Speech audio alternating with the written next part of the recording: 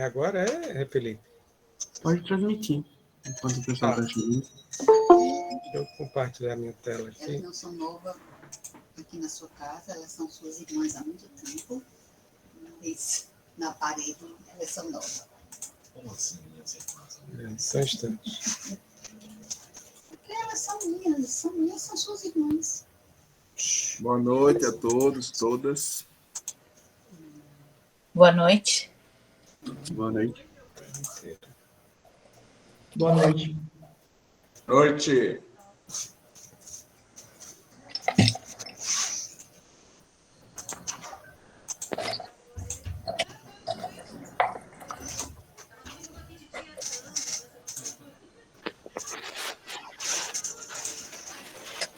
Aí. Espera aí, só um instante. Cobriu aqui. Entendi, você está ouvindo? Agora? Estou falando com você.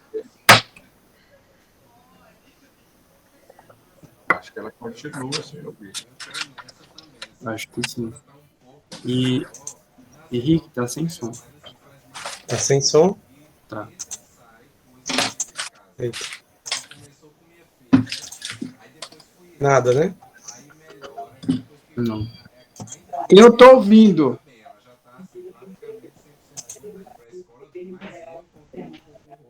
Tá O vídeo escutando tá aí? sem som. O vídeo tá sem som. Tá sem som? O vídeo sim.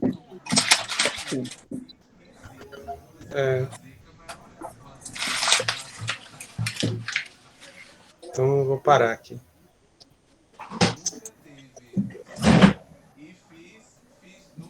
Ele conseguiu nos ouvir quando ela voltou? Acho que não, Felipe. Certo, deixa eu ver aqui com ela. Eu falei com ela, ela não respondeu.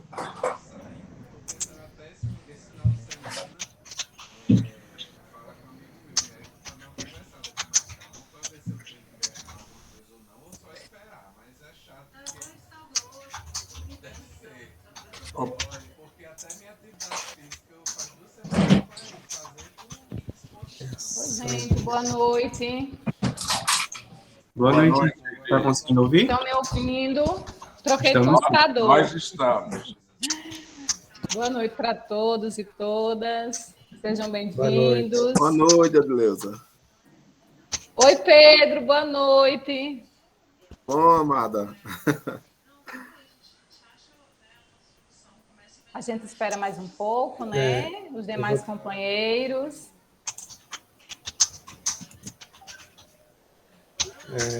O Henrique tentar está só tentando mais um. passar um vídeo. Primeiro ele ficou sem som, Edi. Acho que ele agora vai estar tentando de novo.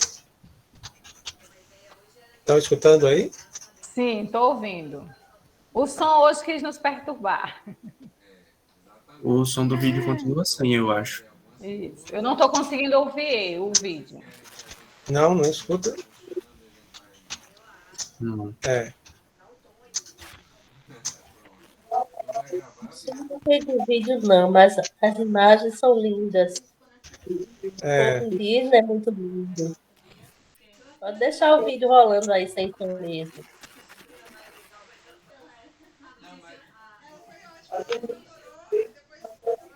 Puder gravar, assim, eu posso precisar. Como eu vou escutar, eu vou falar, mas eu vou escutar muito feedback de vocês, então, qualquer coisa eu posso voltar para a gravação, para dar tudo, para ver se não tiver problema, se mexer muito a memória.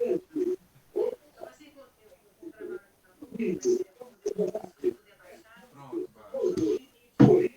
Não, então faz o seguinte, então eu gravo aqui, eu tenho um gravador no computador.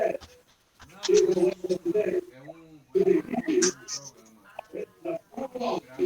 Grava. Eu descobri agora que essa coisa que não grava mais aqui na UFPC. Aí a gente. Eita, agora não tá gravando. Será que o Zoom não deixa, será?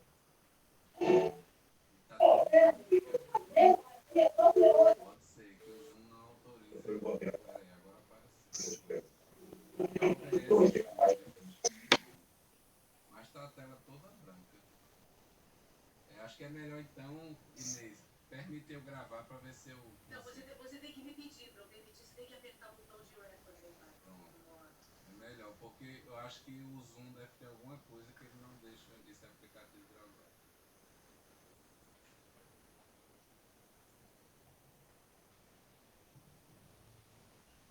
Chegou aí?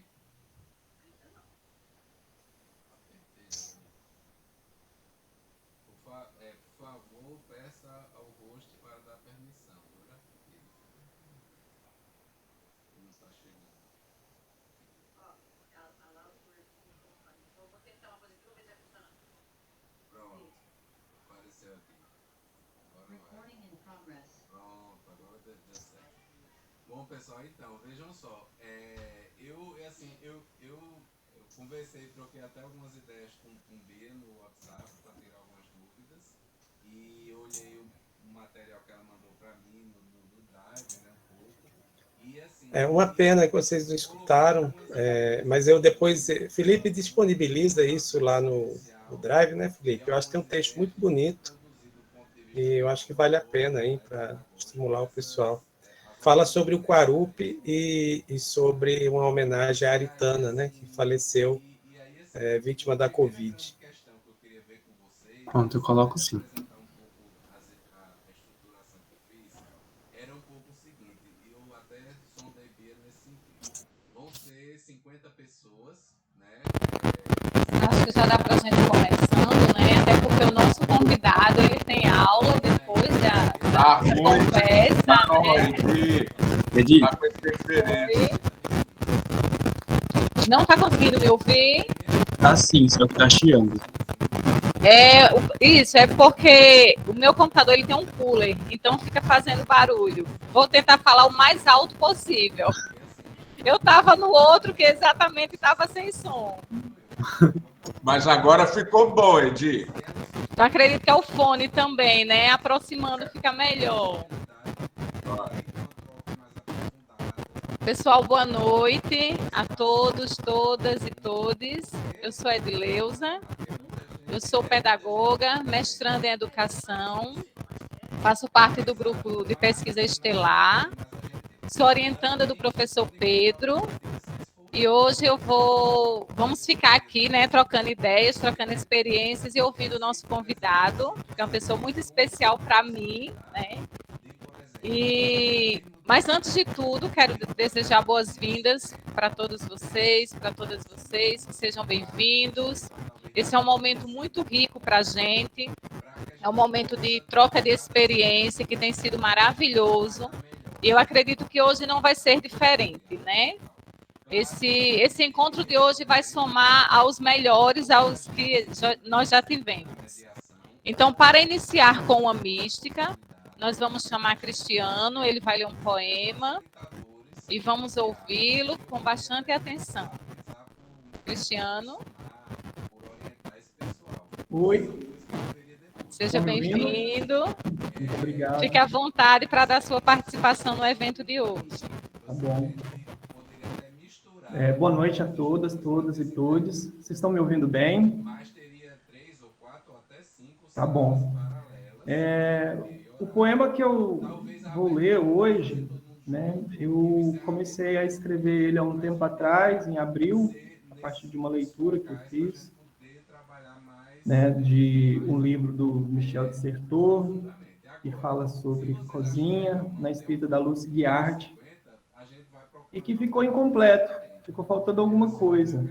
E nos últimos 3 encontros, né, do grupo aqui, que eu venho participando do curso, veio a última estrofe, né? E eu compartilhei como o nosso exercício, né? Do que a gente está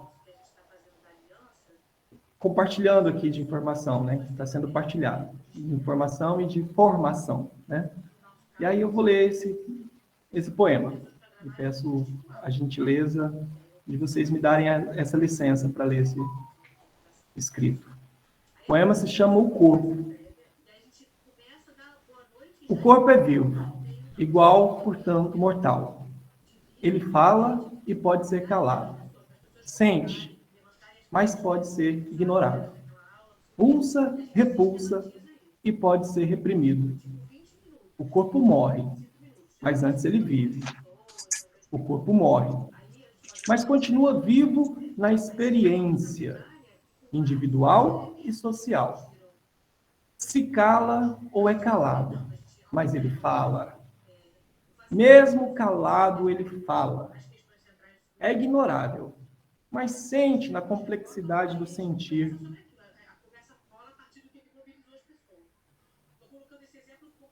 Reprimido, repulsa para depois pulsar. O corpo é cheiro, gosto, sabor, sons, temperatura, tempero, balanço. É singular, mas tem tudo do coletivo. É coletivo, mas tem todo o direito de ser particular. É particular, e há que se respeitar. O corpo tem bandeira, e nessa bandeira, nossa cor, nossa dor, nossa luta, nosso lutar, nossas resistências, até a vitória. Avante, corpo social, pulsa, repulsa, viva e reviva, para resistir e avançar, avançar e resistir, avançar. Avante!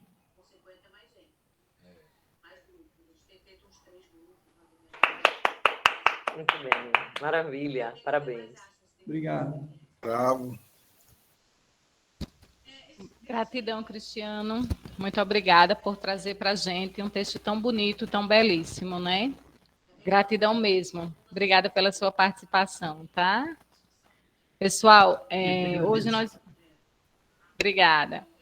Hoje nós vamos ouvir o indígena potiguara da Paraíba, Pedro Lobo dos Santos. Pedro é professor, é indígena, é um educador popular, mestre em educação pela UFPB, doutorando em educação pela UFPB, é o primeiro indígena a adentrar o PPGE, não é isso, Pedro? Se eu estiver errada, você me corrija, tá certo? E se tornar mestre em educação. E também é o primeiro indígena a estar cursando o doutorado pelo PPGE. Pedro, eu tenho a felicidade de dizer que o conheço. É um amigo que a universidade me deu, que o mestrado me deu. Então, assim, eu tenho uma enorme satisfação de estar com ele, de apresentá-lo. Então, meu querido, seja bem-vindo. Boa noite. Você está perdendo aula para estar aqui com a gente. Então, assim, é um prazer enorme tê-lo aqui. Tenho certeza que esse encontro vai ser maravilhoso, que as suas experiências de vida nos enriquecerão bastante. Fique à vontade, o espaço é seu. Eu sei que você vai começar com o Toré, então seja bem-vindo, o espaço é todo seu.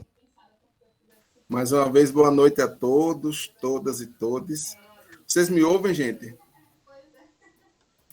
Então, assim... Muito bem. Perfeitamente.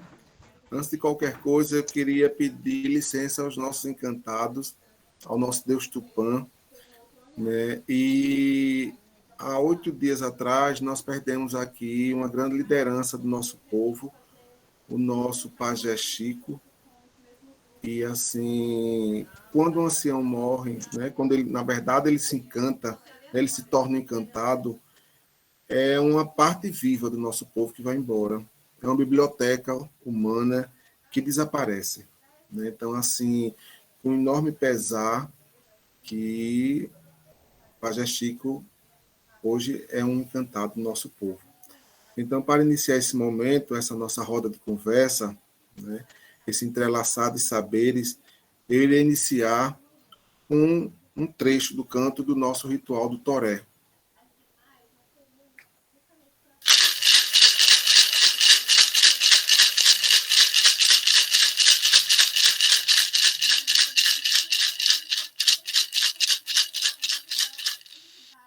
Ó Mãe de Deus, ó Rei dos mares, ó Mãe de Deus, ó Rei dos mares, ó Mãe de Deus, minha Mãe soberana, Ó Mãe de Deus, minha Mãe soberana, reina, reina, reina, reina, reoa, reina, reina, reina, reina, reoa.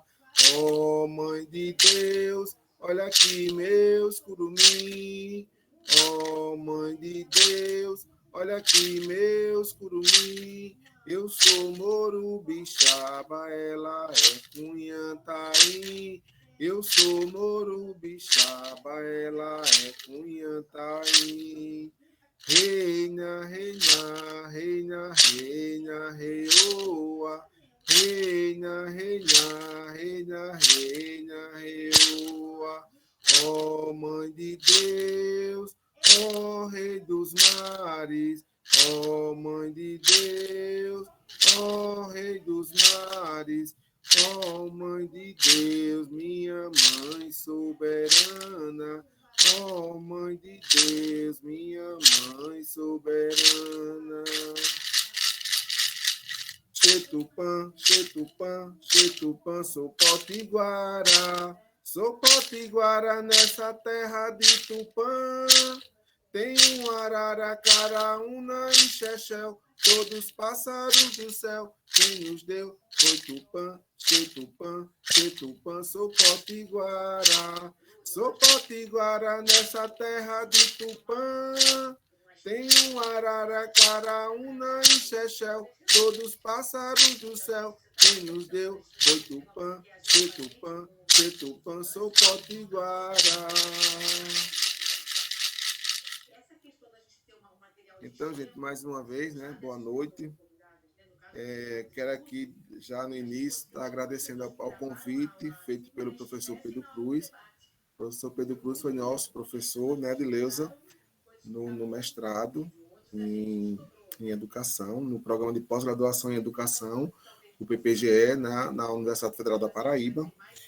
E Edileuza, ela disse, a universidade, o mestrado, me proporcionou essa irmã, né? Eu tenho a Edileuza como irmã, assim, em vidas passadas, né, Edileuza? Porque em praticamente 3 semanas nós tivemos aulas presenciais e com o início da pandemia, então tudo ficou remoto, né? Mas a nossa amizade se perpetuou e que bom que estamos aqui hoje. Então, também, assim, eu queria, antes da minha fala, trazer um poema. O poema é de uma parente. Quando eu tiver a relação da parente, gente, é um outro indígena. É a forma que nós nos tratamos. Eu, potiguara, ela, chucuru, inclusive Anne, o nome dela é Anne, ela é do povo Chucuru do Ororubá, Pernambuco, lá de Pesqueira, onde eles estão, nesse momento, estão em assembleia, né? Eles estão reunidos lá. E Ana é da nossa turma também, orientando do professor Pedro. E eu e Anne fomos os primeiros indígenas a adentrar o programa de pós-graduação em educação. Depois de 40 anos de existência desse programa, um programa iniciado como programa de pós-graduação em educação popular, né? Depois de 40 anos, 2 indígenas nordestinos adentram esse programa, né? Então, assim, a gente sempre diz que nós somos a lança e que outros estão chegando também, né? Porque Pedro Lobo não está só. Quando Pedro Lobo está aqui, nesse momento, quando está no espaço acadêmico, eu estou com o meu povo, né? Estou só visivelmente, mas eu estou com toda a força, com toda a ancestralidade, com todo o meu povo potiguara da Paraíba. Então, esse poema que eu vou ler é de autoria da parente Anne, e onde ela diz: sou chucuru, eu digo sou potiguara. E eu disse: Ana, olha, eu tomei para mim, porque é um poema significativo, né? E também esse poema de Anne traz uma perspectiva de desconstruir alguns pensamentos que as pessoas têm sobre nós, enquanto indígenas. No dia a dia, essa pergunta é comum. Você é índio? Pergunta essa que eu sempre respondo. Não, eu sou potiguara da Paraíba. Aspas, índio, fecha aspas. Essa coisa genérica que tenta homogeneizar povos distintos, com histórias, memórias e cosmologias distintas, não dá conta da diversidade que temos. Somos 305 povos, oficialmente, sem contar com os parentes em luta por reconhecimento. Eu pertenço a um povo que é a própria natureza, povo semente, guiado pela ciência dos velhos invisíveis, pela ciência presente nos reinados das águas, das pedras, das árvores, das flores, frutos e toda a vida que existe entre o céu e a terra. Espírito, corpo, mente. Guardar os reinados, ser natureza. Sou indígena, sou potiguara da Paraíba. Sou semente, raiz, espírito e corpo. Sou terra. Ani Chucuru. Então, gente, eu sou Pedro Lobo, eu sou indígena potiguara da Paraíba, eu sou professor indígena da educação básica aqui no município de Baía da Traição e no município vizinho, chamado Mataraca, que já faz fronteira com o Rio Grande do Norte. Né? A minha formação, minha graduação, eu sou arte educador, né? Com habilitação em artes cênicas pela UFPB, tenho especialização em psicopedagogia e em arte e sociedade. E, recentemente, agora em dezembro, concluí o mestrado em educação pelo PPGE, também na UFPB.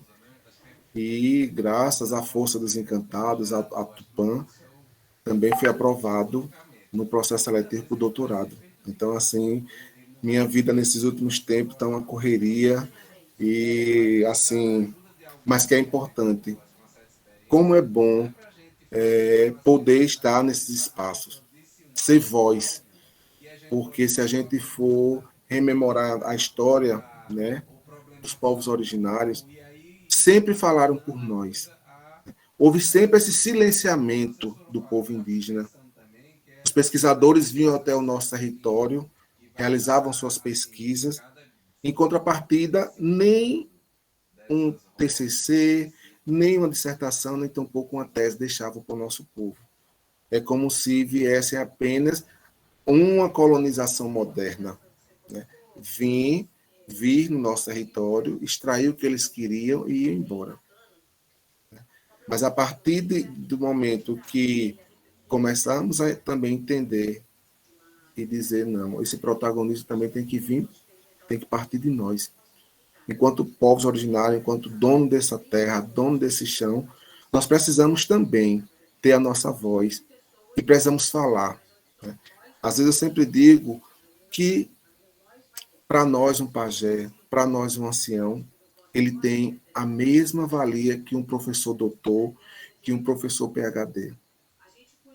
Ele não tem a ciência, ele não tem o conhecimento teórico, metodológico, mas ele tem a ciência da vida. Ele sabe a cosmologia indígena, o bem viver indígena, que hoje tantas pessoas procuram. Então, aqui no nosso estado, na Paraíba, nós temos 2 povos indígenas. Nós temos os nossos parentes Tabajara, que eles estão localizados no Conde, no litoral sul do estado, e aqui nós, os Potiguara da Paraíba, que estamos, nossa reserva está dentro de 3 municípios, aqui no litoral norte, que são os municípios de Baía da Traição, onde eu resido, Marcação e Rio Tinto. E por que eu sempre digo Potiguara da Paraíba? Porque o nosso povo também existe no Rio Grande do Norte e no Ceará. Então, quando a gente fala especificamente Potiguara da Paraíba, está falando aqui de nós, no litoral norte. Né? E eu sempre digo que resistência é a nossa palavra, porque não é fácil você permanecer no seu território há mais de 520 anos. Então, eu sou fruto dos meus ancestrais. Aqui hoje nós temos 33 aldeias dentro desse território. Esse território potiguara, um território onde a língua, que até então não se falava, que para nós estava morta, houve essa revitalização. A partir do início dos anos 2000, com a vinda do linguista, professor Eduardo Navarro, que é da USP, e o professor Eduardo Navarro ficou aqui na Baía da Traição, especificamente na aldeia Forte. Ele criou a formação de curso de Tupi para professores indígenas. E hoje né, a língua tupi ainda não é falada por todos no território, mas ela é uma disciplina específica na educação escolar indígena do nosso povo. Então, você chega nas escolas, as crianças hoje elas sabem saudar com bom dia, boa tarde, boa noite em tupi, palavras, algumas sílabas, que vai desde a educação infantil ao ensino médio. Mas aí a gente volta um pouco atrás e a gente vai ver que toda a luta, que todas as políticas públicas voltadas para as populações indígenas foram conseguidas com muita luta, né? Com o sangue de muitos dos nossos antepassados. E a Carta Magna de 1988, né, a Constituição, é a partir dela que nos é assegurado trazer para a escola as nossas línguas, os nossos costumes, né, o nosso viver. Então, enquanto professor indígena, eu sempre falo distinguir, para que nós possamos distinguir o que seja a educação indígena e o que é a educação escolar indígena. A educação indígena, né, segundo Meliá, ele diz que a educação indígena é aquela educação que é proporcionada pela família ao indígena. É quando eu vou com meu pai para a caça, quando eu vou para o meu pai para o roçado, eu saber que época eu tenho que plantar determinada cultura, que determinado solo é propício para determinada cultura, se aquele solo é mais úmido, se aquele solo é mais arenoso, se é um solo de tabuleiro. É quando a gente vai com o nosso pai para o manguezal e saber o período de pegar o caranguejo, o período de não pegar. Então, é ter essa ciência cosmológica. É saber também a força da lua, que influencia nas marés, porque aqui o nosso território tem uma grande diversidade ambiental, né? Nós temos aqui rios, nós temos lagoas, nós temos manguezais, nós temos praias belíssimas e desertas também aqui. Eu acredito que deva ter pessoas de várias partes do país aqui, mas se um dia tiver a oportunidade de vir aqui no litoral norte, vir aqui na Bela Traição, vocês constatarão, né? Então, essa educação que é proporcionada pela família a nós é a educação indígena. Quando eu vou falar da educação escolar indígena, eu estou falando da educação que perpassa pela cultura, mas também a educação vigente no país. Então, o nosso estudante aqui, ele vai saber quem foi Van Gogh, ele vai saber quem foi Picasso, mas também o nosso estudante indígena, ele sabe que aqui no território nós temos Sever, que é um artista plástico e que desenha tão bem quanto Monet, quanto Van Gogh, né? O nosso estudante indígena, potiguara da Paraíba, ele conhece Marisa Monte, ele conhece Marília Mendonça, ele conhece Maria Bethânia, mas ele também conhece Vilmara, que é estudante aqui, que canta tão bem, né, quanto essas musas da MPB. O nosso estudante, ele conhece também Caetano, Chico César, Chico, né, mas ele também conhece Valber, que é estudante, que é músico, né, formado também na UFPB, e que é professor indígena, que faz shows nos barzinhos. Então, assim, a educação escolar indígena, ela é uma educação intercultural.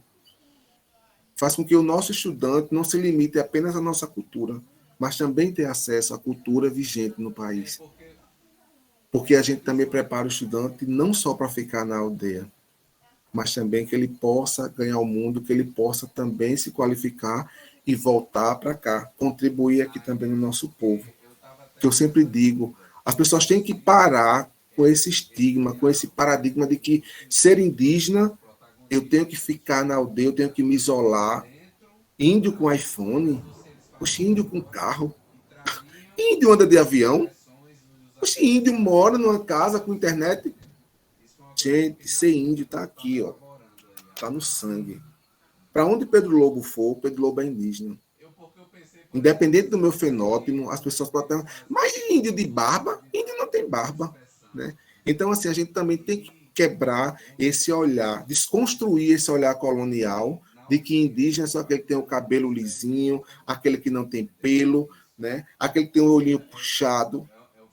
Nós aí estamos categorizando o indígena. É diferente do indígena que mora lá, nosso parente que mora lá na Amazônia. Gente, historicizando, nós moramos aqui no litoral. Foi onde aconteceu toda invasão. Quantas parentes nossas não foram estupradas aqui? Quanta violência, quanta atrocidade os nossos antepassados sofreram. Então, aqui no Nordeste, você vai encontrar índio negro, você vai encontrar índio branco, né? Você vai encontrar índio ruivo, você vai encontrar índio com as mais diversas características. A miscigenação está aí com prova. Né? Aqui no nosso território, nós temos... Eu anotei aqui essa informação. Nós temos... Só um minuto, gente. Aqui no nosso território, nós temos 31 escolas indígenas, sendo 4 municipais no município de Rio Tinto, 4 em Marcação e 13 aqui na Baía da Traição. E essas escolas, elas atendem as modalidades de educação infantil, ensino fundamental, ensino médio, EJA e educação especial. Então, aí eu pergunto, né, como é que chegou a educação escolar indígena nos Potiguara da Paraíba? Eu tive uma educação diferenciada do estudante que tem hoje. Meus pais se casaram e vieram morar na cidade. Então, mas ele sempre fez com que estudássemos na aldeia. E isso nos anos 80, nas aldeias indígenas só havia até a antiga 4ª série, né? Hoje o 5º ano, os anos iniciais do ensino fundamental. Então, os alunos, os estudantes se deslocavam para a cidade para concluir o antigo 1º grau e o antigo 2º grau. Universidade nem pensar, né? Porque assim, não tínhamos um campus próximo aqui, ou íamos para Guarabira, que daqui a Guarabira são quase 80 quilômetros, ou íamos para a capital, que tinha o campus 1, lá onde eu estudei, né? Mas era o acesso muito difícil. Então, ao concluirmos o ensino médio, né, nós queríamos nos qualificar. E daí, como nos tornamos professores, cada um ao seu modo teve acesso à universidade, e ao retornarmos para cá, nós sentíamos falta de uma educação que dialogasse com a nossa realidade. Né? Nessa perspectiva de fortalecer a nossa identidade enquanto indígena, de valorizar as nossas tradições e a nossa cultura. E quando havia os planejamentos nas escolas do município, o que a grade curricular e os conteúdos que eram direcionados às escolas da cidade eram também para as aldeias. Então, teve uma professora aqui, a professora Yolanda Mendonça, ela foi para o Mato Grosso, na Unemate, foi fazer a licenciatura intercultural indígena no Mato Grosso. E quando ela passava meses lá, e geralmente no período de férias. E quando Yolanda volta aqui para o território, ela traz... Gente, nós estamos há muito tempo atrás dos nossos parentes, e ela começou a lançar proposta do que ela via lá com os outros parentes. E daí surgiu, naturalmente, em nós essa necessidade, né, de se fortalecer, de ter esse coletivo de professores onde pudessem ter suas vozes ouvidas e respeitadas. E em 2004, numa formação que a FUNAI proporcionou aqui a nós, né, vieram parentes da Bahia, vieram parentes do Ceará, vieram parentes de Pernambuco, que já vislumbravam, que já realizavam atividades dentro da educação escolar indígena. E ao fazerem as suas narrativas, os seus relatos, isso foi como, para nós, foi um bálsamo. Então, não é isso que nós queremos aqui. E a partir dali criou-se a OPIP, que é a Organização dos Professores Indígenas Potiguara da Paraíba. E a OPIP tem sido essa voz, tem sido essa lança, né, que vai em busca de políticas públicas para o fortalecimento da educação escolar indígena potiguara aqui da Paraíba. Então, a partir da fundação da OPIP no território, né, A primeira coisa que fez foi a OPIP ir em busca do governo do Estado, porque, segundo a Resolução 03 do Conselho Nacional da Educação, né, que tem as diretrizes de funcionamento das escolas indígenas, é obrigação do Estado promover a educação escolar indígena. Então, as lideranças e a diretoria da UPIP procuraram a Secretaria de Estado da Educação, aqui, e juntamente com o governador, então, criou-se aqui no nosso território 2 escolas estaduais indígenas, que foi um grande marco. E é justamente sobre uma dessas escolas, a Escola Estadual Pedro Poti, que está localizada na aldeia São Francisco, aqui na Baía da Traição, onde eu desenvolvi a minha pesquisa do mestrado, foi nessa escola, né?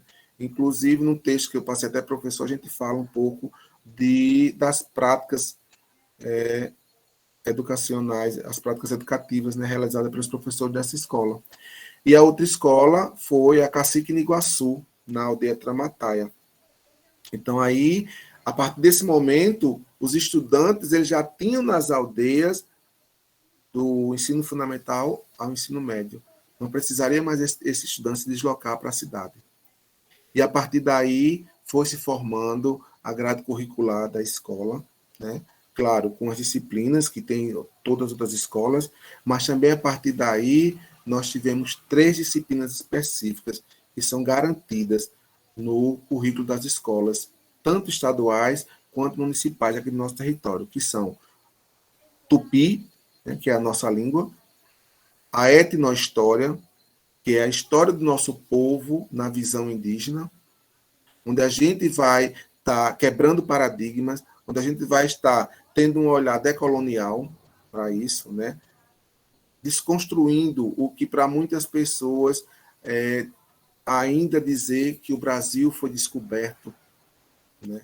Como é que eu posso chegar na casa de Terezinha? Como é que eu posso chegar na casa de Henrique, na casa do Paulino, do Danilo, da Edileuza, se eles já existem ali em família, se eles têm outra língua diferente da minha, se eles já têm uma cultura, se eles se vestem ao modo dele, e por eu achar que sou melhor, querer impor a minha cultura e fazer toda a atrocidade que nós já sabemos que aconteceu no período colonial aqui, né? De você ter que achar que sua fala é melhor que a nossa, né? E, de certa forma, calar, silenciar. Então, desde a colonização, que nos silenciam, que tentam nos invisibilizar, né? Então, é preciso dar um basta e formarmos cidadãos indígenas críticos e conscientes do seu papel na sociedade, né? Então, essas escolas, elas têm, na etnohistória, a gente vai ver todo esse lado, toda essa visão que a história até então contava para nós. A gente vai ver um outro olhar, com o olhar indígena, né? E outra disciplina que nós temos também é arte e cultura, onde nós vamos estar trazendo para a escola. A partir desse momento, a escola indígena ela se abre, ela passa a ser a extensão da aldeia, onde a gente traz um artesão para a escola. Esse artesão vai ensinar a fazer colar, a confeccionar a confeccionar portas de palha de coqueiro, né? A barca, e aí, através disso aí, a gente estudar a etnomatemática, né? Sair com o estudante para o rio, sair com o estudante para pegar a imbira de jangada, que é a partir dali que se faz a saia que usamos no ritual do toré. Então, tudo isso é um entrelaçar de saberes da comunidade com o ensino vigente do país. Porque hoje nós temos aqui, quando a Edileuza falou que eu era o primeiro indígena no mestrado, em educação, porque nós já temos aqui doutores, nós temos doutores em indígena, né? Doutores em ecologia, nós temos doutores em ciências do solo, nós temos mestre em ciências da computação, nós temos mestres em linguística. Eu fui o primeiro em educação, né? E também o primeiro doutorando em educação, né? Mas nas outras áreas nós já temos. E, assim, o que nos envaidece, né, enquanto professor, enquanto indígena, é saber que esses nossos estudantes, eles saíram para se qualificar, mas eles voltaram. Então, hoje aqui, nós temos indígenas, dentistas, enfermeiros, fisioterapeutas, e como a saúde indígena está sob os cuidados do SESAI, né, do DICEI, né, do Distrito de Saúde Indígena Potiguara. Então, esses estudantes qualificados, quando eles voltam, passam por processo seletivo e trabalham aqui cuidando dos seus próprios parentes, né? Então, assim, ter no chão do território uma escola indígena faz toda a diferença. Eu sempre digo que quando a gente sai daqui com essa força, sabendo quem somos, de onde viemos, e para onde vamos, a gente não tem como se perder. Porque eu sempre digo que a universidade, ela me instigou muito mais a me identificar quanto indígena. Ela florou em mim, que às vezes, eu sempre digo assim, às vezes eu tenho até um certo receio, mas quando a gente vai para a universidade, é como se fosse uma necessidade nossa. É aqui, eu vou me fortalecer aqui, na minha identidade, na minha ancestralidade. Ela nem imagina que desenvolve isso em nós. O quanto esse saber eurocêntrico, ele, de certa forma, nos atinge, mas também é como o mês passado, na disciplina que nós estamos pagando, de pesquisa social, quando eu fui falar essa questão da decolonialidade, né? E o quanto a gente precisa decolonizar alguns saberes, decolonizar alguns costumes que nós temos, né?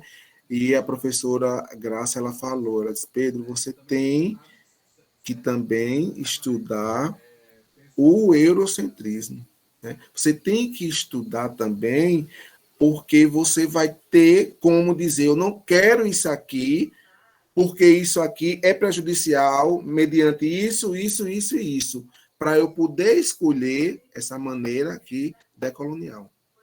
E a partir daí eu comecei a pensar, porque ela disse, você também tem que lutar com as armas do inimigo.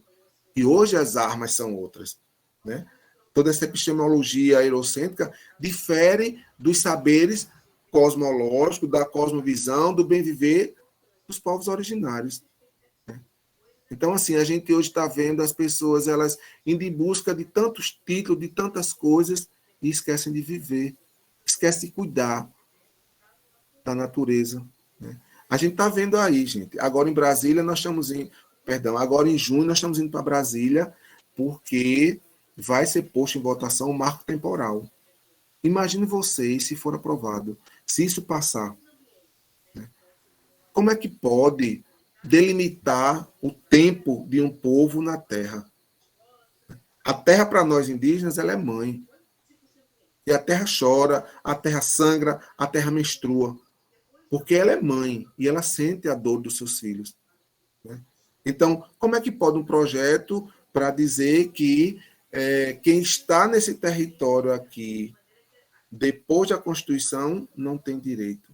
Gente, nós sabemos quantas retomadas aconteceram na luta, nas histórias do movimento indígena brasileiro, né?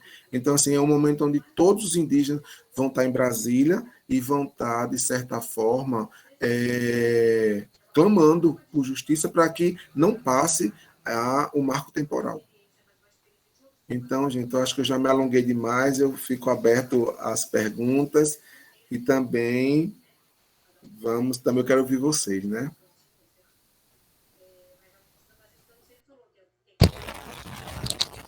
Pedro, estamos maravilhados e maravilhadas com a sua história de vida, com a sua história de luta.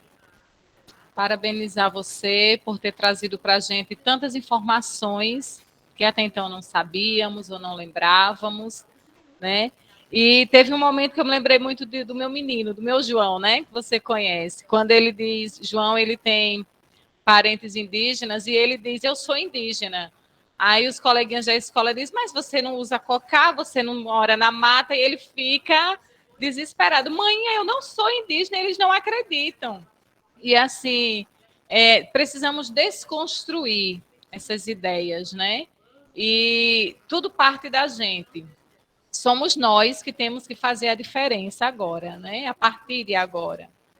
Então, acredito que está todo mundo assim maravilhado com o que você trouxe para a gente. Nós vamos abrir um momento de perguntas, de comentários. Se alguém tiver um interesse, por favor, levante a mão, faça a pergunta aqui no chat, a gente pode ler. Henrique já levantou a mão, então vamos na sequência, tá certo? Só um pouquinho, Henrique e Edileuza, só para complementar Sim. uma coisa, né, gente? Assim, certo. Eu tive também a graça, né? Eu digo sempre que Tupã me presenteou com a orientadora que eu tive no mestrado. Edileuza conhece, professor Nazaré Zenaide, assim, uma referência nos direitos humanos, né? E em conversa com ela, durante as orientações, eu dizia muito assim, professora, eu queria trazer na minha dissertação na primeira pessoa, né? Descrever todo o meu texto, transcrever meu texto na primeira pessoa. Ela disse assim, Pedro, você sabe que a academia tem os seus rigores, né? Mas nós estamos aí para quebrar. Então, vamos embora e a gente vê durante o período de qualificação como é que vai ser. E, assim, eu fiquei muito feliz, porque, além de eu trazer Freire, né, na perspectiva da educação popular, trazer Freire, Esteban, Oscar Hara, né, mas também eu trouxe autores indígenas, como Krenak, como o Carapó, como o Munduruku. E, para mim, assim, a alegria maior foi estar na minha banca o Edson Carapó, né? Esse é professor doutor, ele é professor no IF, na Universidade Federal do Sul da Bahia, né? Então, assim, contribuiu demais na minha banca tê-lo, na qualificação e na defesa. E também tive o professor Luzival Barcelos, que é daqui do Campus 4, que fica em Rio Tinto e Mamanguape, que é a 24 quilômetros daqui, né? E fica praticamente dentro do território, esse campo, né? Onde tem ecologia, matemática, antropologia, ciência da computação, né? Pedagogia e tantos outros cursos. Então, assim, depois, se alguém se interessar, eu posso disponibilizar a minha dissertação, passo para a Edileuza, acho que deve ter o grupo de vocês, e ela pode colocar. E, assim, fiquei muito feliz, gente, de trazer, né, de ser essa voz daqui do meu povo, os professores. E agora, não vamos prolongar muito as perguntas, mas eu estou agora, assim, com a aprovação do doutorado, eu jurava que eu ia ter uma licença de 4 anos, né? Eu tive 2 no mestrado, assim, graças a sou concursado nos 2 municípios, então eu tive licença para cursar, fiquei apenas só para estudar no mestrado. Minha licença encerrou em fevereiro, então voltei. E quando eu fui levar para as 2 secretarias, assim, a surpresa para mim foi que eu não podia agora, porque o PCCR eu teria que trabalhar pelos 2 anos que eu tive ausente, para eu poder pedir uma nova licença. Então, assim, conversei com ambos os secretários, né, e, assim, foram sensíveis.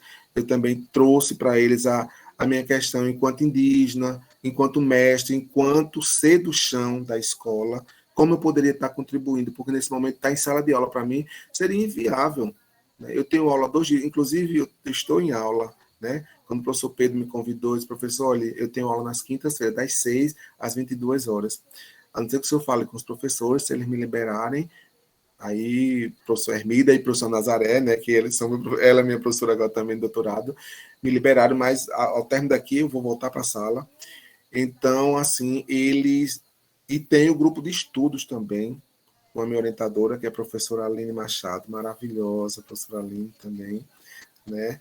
Aí amanhã, no nosso encontro, nas sextas-feiras, das 9 ao meio-dia, e eu pude ver como o grupo de pesquisa, gente, ajuda a gente, né? Porque no mestrado eu não tive, porque foi de forma remota, não tive, mas agora nós estamos sendo presencial esse grupo de pesquisa e como contribui, né?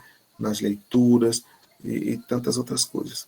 Então, sim, aí voltando para cá, conversei com o secretário do município vizinho, e lá eu estou 2 manhãs, ele me nomeou como coordenador cultural das escolas, que é algo que eu gosto, né, mediante a minha formação em artes, era algo que eu fazia enquanto professor, quando eu estava na sala de aula, de ser essa ponte, porque eu sempre digo, não é porque o nosso estudante é de escola pública que ele não vai ter acesso aos bens culturais. Nossos estudantes, eles têm tanto direito quanto os das escolas privadas. Então, nossos estudantes, eles têm acesso ao Teatro Santa Rosa, em João Pessoa, ao Forte Santa Catarina, em Cabedelo. Os nossos estudantes, eles vão no Teatro Edinaldo do Egito, em João Pessoa. Eles têm acesso a essas apresentações culturais. Então, aí agora eu fiquei sendo esse elo entre as escolas, né? Aulas culturais, aulas passeios, quando os professores mandam, a gente contacta, né, e faz essa ponte. E aqui, na cidade onde eu resido, onde eu sou, na Baía da Traição, né, estou como formador dos professores dos anos iniciais em etnohistória e arte e cultura. Então, trazer para esses professores, né, toda essa importância sobre o território, sobre o meio ambiente, trabalhar com eles para que eles também possam ser mediadores e multiplicadores junto às crianças, né? Então, trazer convidados para essa formação. Então, nós estamos nesse processo. Aí eu estou uma vez por semana com eles, às vezes quinzenalmente. É como tem dado um fôlego para eu poder respirar, para eu poder ler os textos, gente, que são textos demais. Muito texto, gente, muito texto, muito texto. Tem horas assim que eu digo, meu Deus, eu não vou dar conta. Né? Mas sim, você vai dar conta. O Pai é conosco. O chat aqui, o pessoal está dizendo que ficaria te ouvindo a noite inteira, né? Esse é um prazer sempre te ouvir, Pedro, você sabe disso. E antecipadamente, né, vamos agradecer a professora Nazaré, ao professor Hermídia, por estar liberando você da aula para você estar aqui conosco. Eu ia falar deles no finalzinho, mas já que você trouxe, então desde já a gente vai agradecê-los, tá certo? Nós temos duas pessoas que levantaram a mão, no caso é o Henrique, na sequência é o Paulino. Vamos ouvi-los. Henrique, por favor, Paulino, e as demais pessoas interessadas também levantem a mão, pessoal. Sim, Pedro, tem, assim, um número grande de questionamentos, mas naturalmente que não dá para fazer tudo aqui, então eu vou fazer só duas perguntinhas aqui, né, só para tentar compreender um pouco como você vê essas questões, né? Primeiro, em relação à memória, eu não sei se você teve contato com os mais antigos, e os teus avós, eu não sei, e outros, né? Que possivelmente tenham falado da questão da língua, né? Como foi esse processo da perda da língua, enfim, eu tenho alguns conhecimentos sobre isso, mas eu gostaria de te ouvir, que você está na comunidade, se isso foi te passado alguma coisa. E um segundo questionamento, bem mais direto, assim, o que representa para você, para o povo potiguara, o reconhecimento de Caboquinho como doutor honoris causa da UFPB, né? Eu acho que tem alguma simbologia aí que eu gostaria de te ouvir. Obrigado. Que bom, Henrique. Assim, eu fico muito feliz quando tem na plateia, né? Aqui, não na plateia não, mas na nossa roda de conversa, pessoas que conhecem da nossa história, né? Porque às vezes as pessoas, elas, não sei, por ignorância, não sei se por que às vezes vem com umas perguntas tão, gente, que não são mais cabíveis, eu acredito, nos dias de hoje, né? Mas quando vamos voltar para a sua pergunta, com relação à fala, né? Eu não conheci meus avós, mas desde pequeno eu sou do tempo de Jardim da Infância, né? Tem o Jardim da Infância. Então, o Jardim da Infância foi na aldeia. Não sei se você conhece Baía da Traição, Henrique. Conhece? Você é de onde? Você é de João Pessoa, Henrique? Eu sou aqui de João Pessoa, mas já fiz várias visitas lá ao território indígena, conheço um pouquinho lá. Ótimo. Aldeia Jacaré e tantas outras. Massa. Então, assim, eu sou dali da aldeia, estudei na Aldeia Forte, do Jardim da Infância aos anos iniciais do ensino fundamental, né? Então, assim, a gente tem ali, tem esse Daniel Santana, né? Já foi chefe do posto indígena. Nós temos Pai Grosso, Mãe Grossa, que eram os anciãos da aldeia. Tia Nancy, que é a parteira, né? De onde eu trago isso também, na parte do memorial da nossa dissertação, eu trago, né? Que vim ao mundo pelas mãos de Tia Nancy, entre tantos outros indígenas aqui. Então, é uma parteira que foi a primeira prefeita mulher indígena do Brasil, foi Tia Nancy, né? Mas a gente não tinha essa noção da língua. Até porque nós somos um povo da oralidade, né, gente? Então, assim, escrever para nós é algo novo, né? Por isso que quando morre um ancião, é um arquivo vivo que desaparece do nosso meio, né? Além da sua força e da sua sabedoria. Mas, com relação à língua tupi, eu nunca ouvia falar. Assim. Então, foi preciso vir o professor Eduardo Navarro, da USP, para poder reavivar, né, a língua. E hoje, assim, eu mesmo ainda não sei o tupi, porque quando ele veio na época, foi justamente quando, em 99, quando eu passei para fazer artes, e ele começou no ano 2000, aí ele, Pedro, desiste da universidade, ele aprende o tupi, que é mais importante. E eu, assim, eu dizia, não, professor, eu quero ir para a universidade, porque eu quero me qualificar também, né, enquanto professor e tal. Ainda cursei 2, 3 semanas e desisti, porque, assim, eu digo, não, o meu foco agora é a universidade.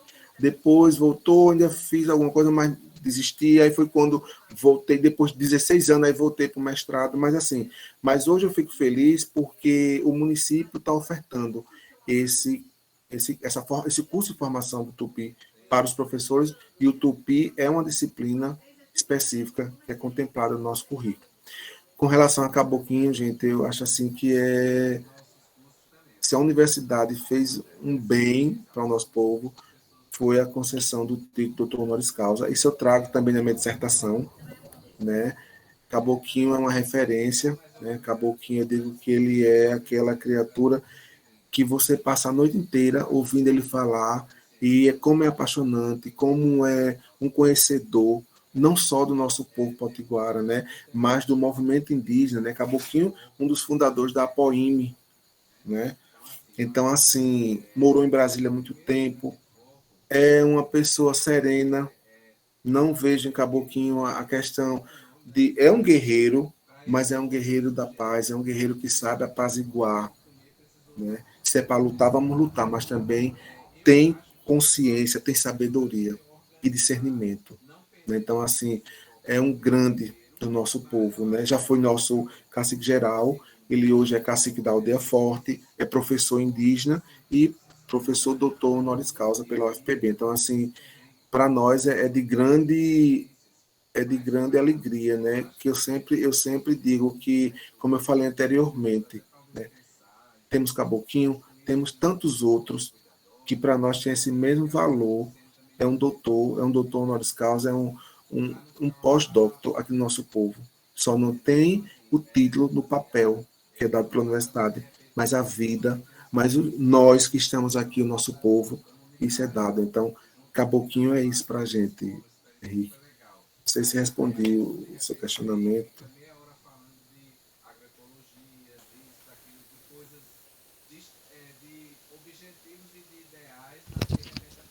E aí, Henrique, respondido? Não, tá ótimo, tá respondido, sim. Gratidão, Obrigado, Pedro. Vamos ao próximo companheiro. Paulino, por favor, faça sua pergunta, fique à vontade, seja bem-vindo. Olá, pessoal, boa noite. Eu só quero parabenizar o professor Pedro Lobo, dizer que nós somos parentes, Pedro. Embora eu não seja um indígena reconhecido, mas contava a minha mãe que a bisavó dela foi pega no mato de cachorro. Tá? E nós temos aqui um pé de fruta nativa, que ele tem um nome em homenagem a essa mulher, que nós chamávamos de Iaiá. Até hoje a gente tem o pé de embuzeiro de Iaiá, em homenagem a essa minha tataravó. Então, Pedro, eu quero te parabenizar por você ter esse conhecimento que você tem, por ser um professor universitário e estar podendo defender a educação do seu povo, defender a vida do seu povo. Isso é lindo demais. Tá? É muito emocionante, porque você consegue, Pedro, mostrar o quanto o povo indígena está firme nesse lugar, o quanto vocês ou nós precisamos defender essa causa. Você consegue aqui perceber que até precisamos conhecer a estratégia do inimigo para lutar e poder ganhar a batalha, não é? E a faculdade, eu acho que te levou a conhecer isso. Você partilha isso com seus parentes, com seu povo, tá? Então eu posso dizer que está aqui no sangue também, esse sangue indígena, não é? Misturado com a raça africana, nós somos aqui uma mistura desse povo. E eu vivo aqui na região semiárida da Bahia, no município de Ibipitanga. Me diga se essa palavra não é indígena, Pedro. Ibipitanga. Até o nosso município, o nome do nosso município diz que nós estamos numa região que foi habitada por índios. Por isso só, aquele abraço, meu amigo, e vamos em frente. Paulinho, meu irmão, que coisa boa, né? Assim, eu sempre digo, Paulinho, uma coisa, eu sou professor de educação básica, eu não sou professor da universidade, não. Eu estudo na universidade, Paulinho. Né? Mas, quem sabe, vamos chegar lá, né? Então, assim, estamos nessa vereda, nessa estrada, né? Mas você, na sua fala, Paulinho, eu vejo, assim, duas coisas. A primeira tanto quanto negro, quanto índio, se você se reconhece, né? Como você mesmo fala, olha, minha bisavó, minha tataravó era indígena, pode não ter o reconhecimento, porque você não vive em uma comunidade indígena, né? Porque a gente aqui, se você chegar, Lobo é indígena, todo mundo vai dizer, e Lobo, gente, não é apelido não, é família, viu? Somos os Lobo, a família Lobo. Mas é você se autoaceitar, né? Sua autoaceitação e também dos que vivem ali em volta te reconhecer enquanto. Quando você traz, Paulinho, na sua fala, essa questão que sua tataravó, sua avó foi pega na mata, gente, é impressionante para você ver como quando a gente começa a estudar, a gente começa a desmistificar. Pela fala, você já vai, assim, desmistificando um monte de coisa. Essa semana, na cidade vizinha, no município vizinho de Mataraca, eu peguei carona com 2 professores que eu fui para João Pessoa ontem. E justamente foi ontem isso, ele falando assim, Lobo, eu acho que eu sou indígena. Eu disse, Ítalo, mas olhando para você, Ítalo, teu cabelo é bem... Aí já foi pro fenótipo dele, né? Teu cabelo é bem lisinho, bicho, tal. Lobo, mas é sério, olha, meu tataravô era português. E ele dizia que minha tataravó era indígena. E ela era tão selvagem que ele trouxe e trancava ela no quarto, tipo assim, para domesticá-la. E quando ia dar comida a ela, ela arranhava ele, então assim, tinha medo. E aí eu comecei a dizer, Ítalo, olha, é o seguinte, a gente começa a ver nessa tua narrativa que provavelmente sua tataravó foi estuprada. Quando se diz assim, minha avó foi pega por dentro de cachorro no meio da mata. Gente, foi estupro. E olha só, outra coisa, quando ele diz assim, aí eu disse, mas procure ver de onde sua avó é. Ele disse assim, Lobo, você acredita que meu avô, ele dizia, acho que é Cavalcante Albuquerque, uma coisa assim, para nunca desassociar esse sobrenome. E é tanto que não tem o nome da minha tataravó. Eu não sei de quais dele, que eu até acredito que ele deu um outro nome a ela. Aí você começa a ver a invisibilidade, né? Aí, às vezes, até a vergonha de dizer assim, olha, porque, Lobo, nós temos uma irmã que tem os olhos bem azuis e branca, que é lembrar muito meu tataravô. Já eu pareço com minha tataravó. Aí ele começa nessa narrativa, você começa a ver coisas que eram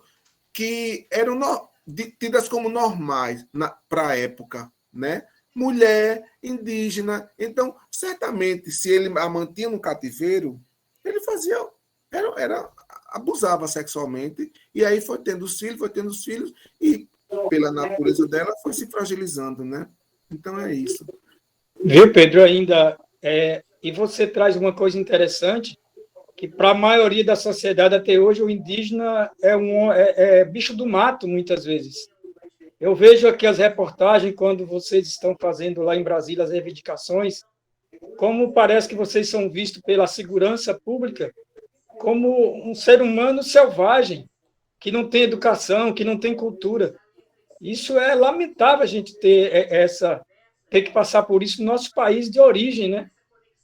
nós que somos os verdadeiros filhos da terra, tendo que suportar isso por alguém que vem de fora, que tratar você como selvagem, como alguém que não tem conhecimento, que não tem cultura, não tem educação, não tem nada. Isso é inaceitável, né?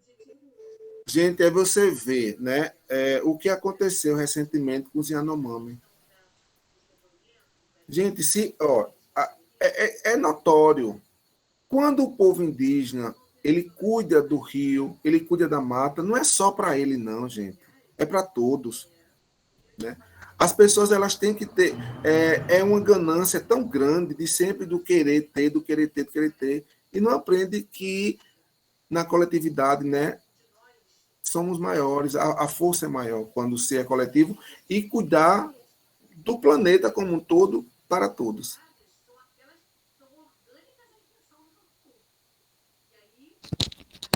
Paulino, nós agradecemos a tua contribuição, tá certo? Lobo, gratidão pela resposta.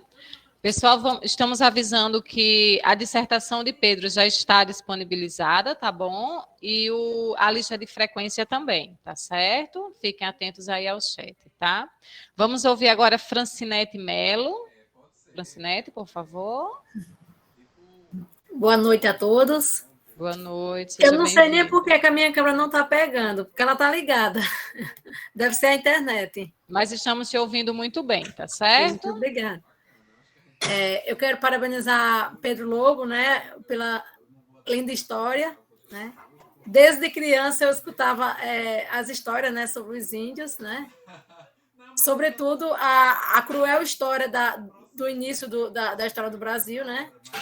Mas, trazendo aqui para a reflexão, eu vejo que no ensino fundamental, principalmente nos livros didáticos, há muitas distorções sobre a história dos índios, né? Muitas culturas que são contadas de forma distorcidas. Eu achei lindo quando o Pedro falou que na universidade ele aprendeu a se aceitar mais ainda. E a universidade ela é isso, ela é um espaço de reflexão. Eu estudo com Cícero, que ele é indígena, não sei se você conhece ele, no mestrado. E desde criança... Cícero foi estudante nosso. Hoje ele foi na secretaria. Você também faz mestrado aqui no PPGE, Francisco? Faço. Aí, quando eu vi você, lembrei logo de Cícero. E um sonho de criança que quero um dia realizar, vou até falar para Cícero, que é conhecer as aldeias, viu? Conhecer de perto... assim, conviver com vocês, né? Isso é um sonho de criança que um dia eu vou... Agora está mais perto de realizar. Né? Pronto, a minha participação era só isso mesmo, lhe parabenizar e dizer que, infelizmente, na educação há muitas distorções, né, ainda sobre a cultura indígena. Né? Já tem muita coisa que conquistou, né, mas ainda precisa conquistar mais, né? É verdade, Francinete. Assim, eu quero também pegar um gancho na sua fala, o seguinte, né? Gente, se você mora próximo de uma comunidade indígena, do território indígena, é muito melhor que você convide alguém para vir para a escola, para falar sobre a cultura, para trazer a realidade, porque um dos grandes vilões são os livros didáticos. Se a gente for ver, gente, os livros didáticos, eles sempre tratam o povo indígena como se vivesse no passado.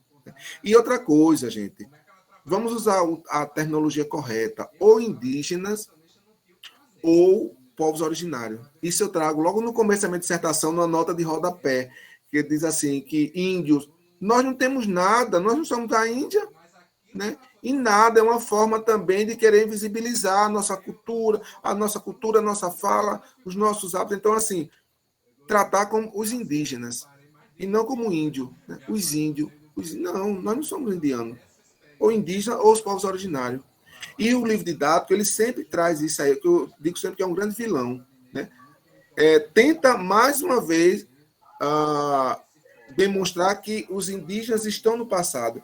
Os índios viviam da pesca, os índios costumavam dormir em rede, sempre usando o pretérito, né? Como se nós não existíssemos mais, como se quiséssemos extinguir.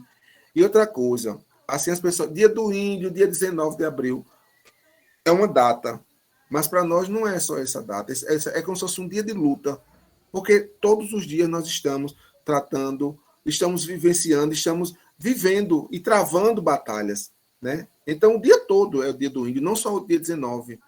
E assim, quem é professor, quem é professora, vamos parar de folclorizar, sabe?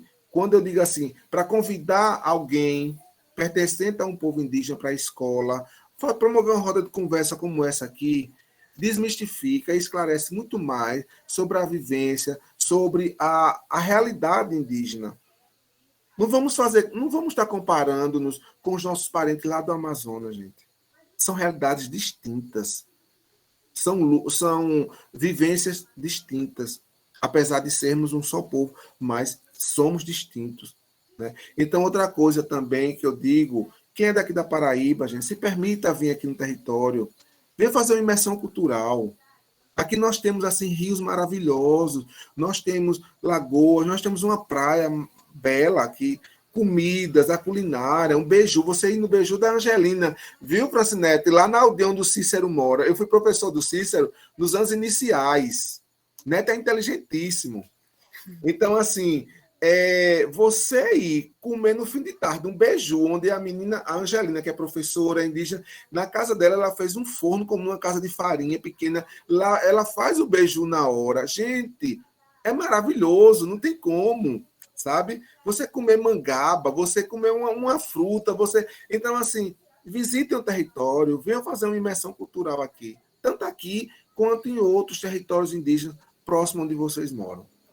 Eu irei, sim. E, sobretudo, eu vou ler o seu material, viu? A sua dissertação. Fiquei curiosa para ler a sua dissertação, viu? Fique à vontade. Quem é teu orientador? Orientadora? Eita, agora me deu um branco na professora. Nilvânia. Ah, professora Nilvânia. Muito gente boa. Ela é muito amiga do professor Paulo Palhano, daqui. Professor Eduardo. Então, você não é da linha de você não é de educação popular, não é? Não, eu sou da processo de ensino-aprendizagem. Certo, eu sou da educação popular. Legal. A professora Nilvânia fez parte da minha banca de qualificação. Ela é apaixonante. Que legal. Pedro, acho que a gente vai fazer o seguinte, vamos lançar uma proposta para Pedro Cruz para a gente fazer essas rodas de diálogo nos territórios, né? Olha como vai ser maravilhoso. Tantíssimo. Gente, eu teria o maior prazer de ciceroneá-los, viu? Da gente começar aqui nas ruínas de São Miguel, para vocês verem as ruínas de São Miguel, Arcanjo, na aldeia São Miguel. Depois a gente vem aqui para o Forte e você tem a visão plena da praia, de onde Deus inicia a invasão, né? Depois a gente ia até a aldeia São Francisco, onde é tida como a aldeia mãe, onde de fato as pessoas dizem que é onde tem... Olha, os índios de São Francisco são iguais aos índios lá da Amazônia. Realmente, os nossos parentes aqui, eles são... Você olha para eles, parece que você está vendo um outro parente lá da Amazônia. Né? Da gente ir no Rio do Gozo, tomar um banho no rio maravilhoso, gente.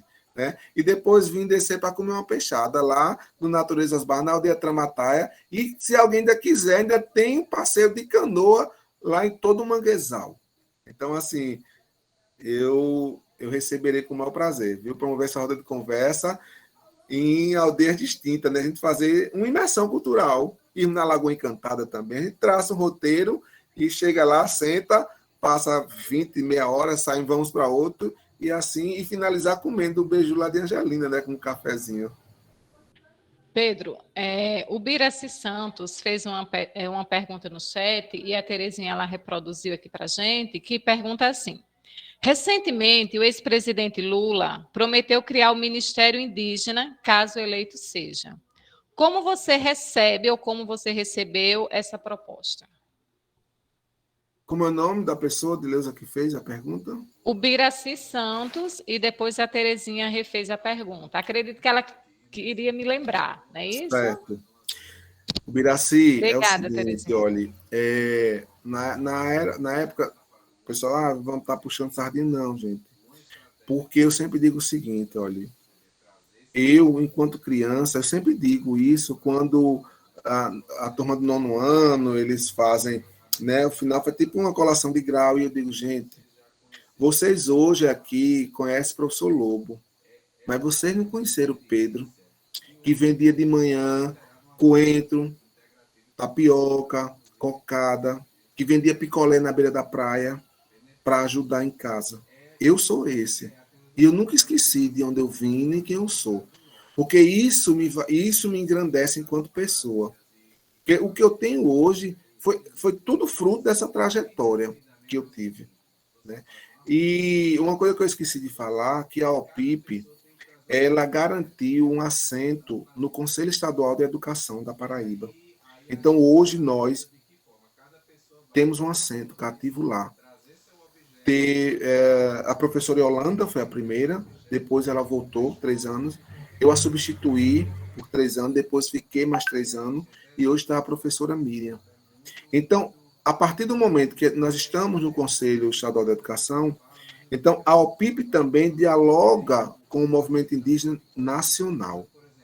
E a partir daí, gente, eu não sei se vocês lembram da SECADI, né? Que era uma secretaria da diversidade, era onde tinha justamente a questão da educação escolar indígena, era na SECADI. Então, aconteceram duas CONEEI, que foram as Conferências Nacionais de Educação Escolar Indígena. Então, isso eu trago na minha dissertação. Quem lê vai estar vendo isso aí, né? As conferências, que era o momento de dialogar, de ver como é que estavam realmente a implantação da educação escolar indígena nos territórios. E era muito bom. Por quê? Porque tinham as conferências municipais. A partir das conferências municipais, nós íamos para estaduais e da estadual para nacional. Então, o que é que acontece?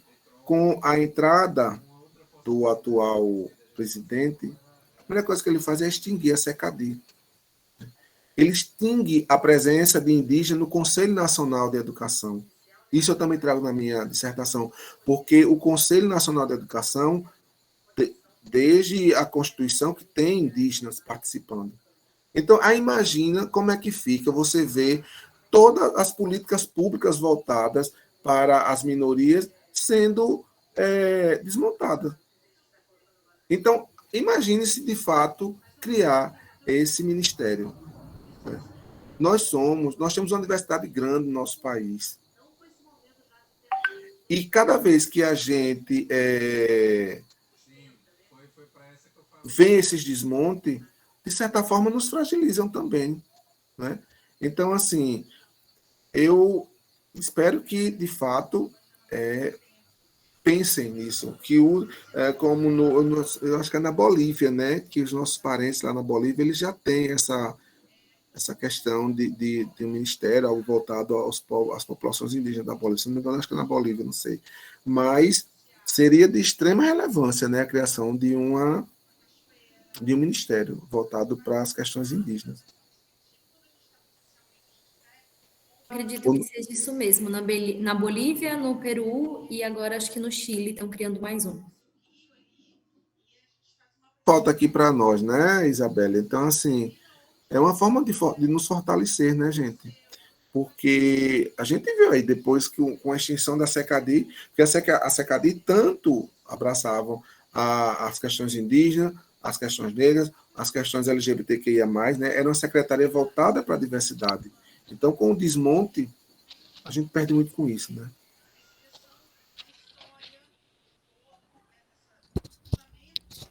Olha, Paulino, a lista de presença está no chat, tá certo? Obrigada, Felipe. Vamos ouvir agora a Daiane Marques, por favor. Boa noite, gente. Eu queria justamente pontuar isso que Pedro e uma das meninas colocou. Eu fui muito privilegiada de ter na minha turma, eu acho que uma base de 5 a 6 indígenas. E eu acredito muito que é nessa prática presencial, do contato, do diálogo com pessoas que são do meio, que a gente, de fato, aprende sobre a cultura, sobre as tradições, sobre as lutas que essas pessoas enfrentam. E aí, a partir disso, também me veio a reflexão, ao saber que a minha bisavó, também foi pegada, né, como dizem, pegada de cachorro. E aí você passa a refletir, porque se ela foi retirada de onde ela residia e levada para um determinado lugar, tudo que indica é que essas pessoas foram estupradas. Então, aí eu passo a ter uma outra visão sobre como a minha família se estabelece, como tudo isso foi gerado. E são histórias que vão sendo apagadas. Um outro ponto é de que a gente, enquanto professores, a gente precisa olhar muito para isso que o Pedro falou, de se ater a sempre que puder levar alguém que possa, de fato, desmistificar tudo isso que foi criado. Porque o preconceito, ele continua se perpetuando devido a tudo isso que a gente acaba propagando. A gente não busca se instruir. E aí, se a gente repassa uma informação errônea para os nossos alunos, eles vão continuar repassando essas informações. Então, é muito necessário que a gente, enquanto professores, se atenha a isso, que a gente busque estudar. Se não estiver ao nosso alcance, levar um indígena no dia que for necessário trabalhar sobre isso, ou alguma pessoa de determinada religião, caso seja uma religião de matriz africana, uma religião espírita, sempre buscar, caso não consiga levar essas pessoas que vivenciam isso na prática, buscar o máximo de conteúdos que se atrelem de fato à realidade. Parar de romantizar, porque eu acho que o problema do Brasil, o problema da nossa educação é romantizar a nossa história. A nossa história é calcada no estupro, a nossa história é calcada no roubo, nas corrupções. Então, a gente precisa parar de romantizar.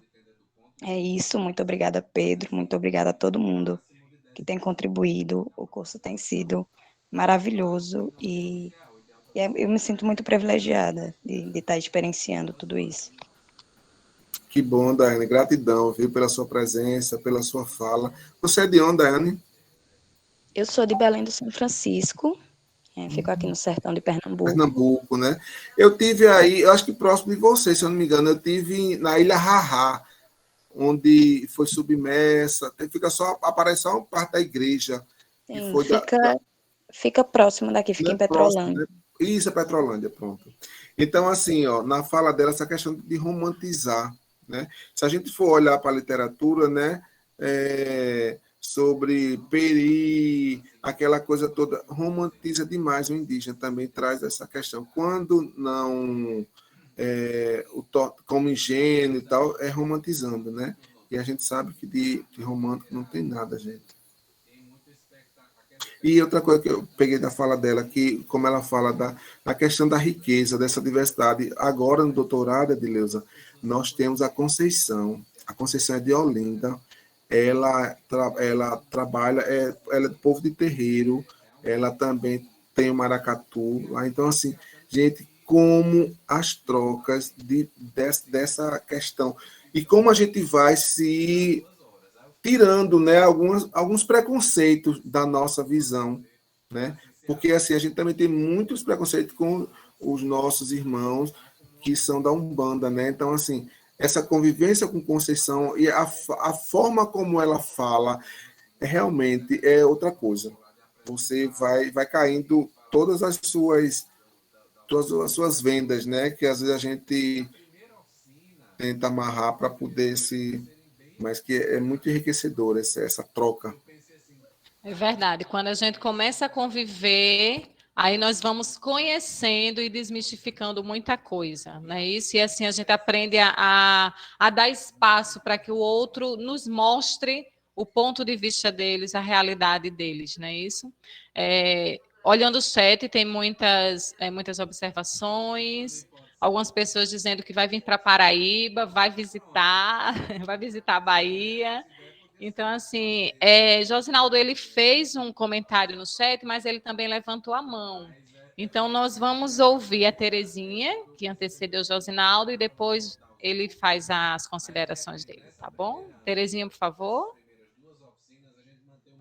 Boa noite, todo mundo, né? Boa noite, Pedro. Que prazer, que alegria te ouvir, né? Eu estou na oportunidade desse curso porque eu tenho formação em serviço social, eu sou assistente social, E na busca da educação popular é muito difícil a gente encontrar material de inspiração, até porque toda a educação popular ela é única, todo o território ela é único, toda a comunidade ela é única, e a gente está tentando estabelecer a educação popular dentro de algumas comunidades urbanas aqui em Salvador. Né? Então, tem sido muito difícil. Então, foi essa nossa dificuldade em equipe foi que me trouxe aqui. Então, eu quero muito te agradecer. Sua fala é extremamente rica, né? E na sua fala, você falou sobre pessoas, alguém muito sereno, um guerreiro, que é um guerreiro, mas um guerreiro da paz, e você transmite tudo isso para a gente, né? Sua fala serena, sua forma de nos conduzir no diálogo, nos traz, assim, muita esperança e muita condição de luta mesmo e de crença. Luta sabendo que a gente pode chegar realmente numa condição. E você trouxe inúmeras reflexões para mim, né? Eu vou continuar com esse diálogo aqui na minha cabeça durante muito tempo. A gente observa que Terezinha, né? A gente tem muita experiência de falar do indígena na infância, lá no dia do índio, como é comemorado. Então, a gente vem para a idade adulta ainda com aquela visão muito limitada. Somente quando eu entrei na universidade, que a gente vai estudar a decolonialidade, as epistemologias do Sul, é que o mundo inteiro vai se abrindo para a gente, para você, e a gente vai questionando, e a gente observa que a invisibilização, ela é um processo, né? Ela é um processo intencional. Existe uma invisibilização de alguns povos, que são os povos indígenas necessariamente, e por isso parece que a gente vive em universos apartados, mesmo ocupando o mesmo país. Né? Então, eu queria que você dissesse como é que você observa essa invisibilização que existe em todos os setores. Né? Aí você falou da educação, quando vocês quiserem falar do indígena, tragam eles para vocês. Né? Dentro de um âmbito escolar, então a gente cresce, a gente adulto, a gente tenta quebrar os nossos paradigmas que são introjetados na gente, mas é uma luta. É uma luta mesmo, né? É uma vontade, é um querer, é uma busca, é um esforço. Né? Então, assim, a sua fala nos alimenta. Eu fiquei muito feliz. Estou com muita vontade de ir aí na aldeia, conhecer, levar as amigas. Nossa, que coisa linda. E, por último, saber se você tem alguma página que a gente possa te seguir, que você compartilhe seus conhecimentos, suas experiências. E obrigada, gente. Desculpa se eu me alonguei. Que bom, né? Esse momento aqui, assim, eu trago uma coisa boa para você, viu? Agora, assim, Edileuza sabe, né? Professora Aline Machado, ela é de serviço social, então ela tanto é professora na pós, em serviço social, como na educação. E ela trabalha justamente o GPDUPS, né? Que é o grupo de pesquisa em educação popular e serviço social. Ela trabalha a educação popular no serviço social. Depois eu posso disponibilizar para a Edileuza alguns textos e ela passa para você, mas assim, mais no seu privado, né? E também o GPDUP está como forma de comemorar 12 anos do grupo, vai estar promovendo um curso justamente para o pessoal de serviço social, tanto profissionais quanto estudantes, voltado para a educação popular. Com grandes nomes, assim, olha, com o professor Pedro Cruz, com Afonso Escogluia, que é um professor aposentado aqui da Federal, que o cara assim, é uma sumidade em Paulo Freire. Né? Então, eu vou estar mandando para a Edileuza a minuta desse curso, vai de agosto, acho que é de agosto a outubro, sempre às segundas, viu? Acho que é das 19 às 22 ou 21 horas, é uma coisa assim. Mas eu vou mandar para a Edileuza passa para você. Tá bom? E uns textos também de educação popular e tudo relacionado ao serviço social também. Essa questão da visibilidade, Terezinha, eu acho que é uma coisa que parece que para nós, eu falo assim de mim, né? Eu digo que a universidade, ela florou o ser indígena com mais força em mim, por quê? Porque é como se a nossa autoestima fosse muito baixa, sabe? Então, essa questão assim de sempre querer colocar na nossa cabeça de que os índios, os bichinhos, rapaz, os índios, sabe? Isso eu estou falando antes de eu ter essa noção da educação escolar indígena, desse fortalecimento. Mas antes, era muito assim, os bichinhos da Baía da Traição, os índios, rapaz, os bichinhos não sabem nem falar, mas tem que vir alguém da FUNAI, alguém para falar por eles, porque eles são muito acanhados. É como se introjetasse em nós essa questão proposital de que nós somos inferiores mesmo, né? Que moramos aqui, distante da capital, para que ainda estudar?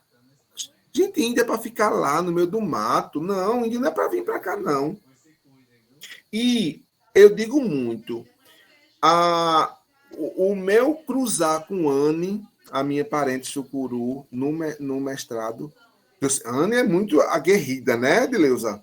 Anne, ela assim, ela é muito inteligente, mas ela é muito aguerrida, ela é sabe? E às vezes eu dizia assim, mas Anne, não precisa. Não, Pedro, porque você não sabe a realidade.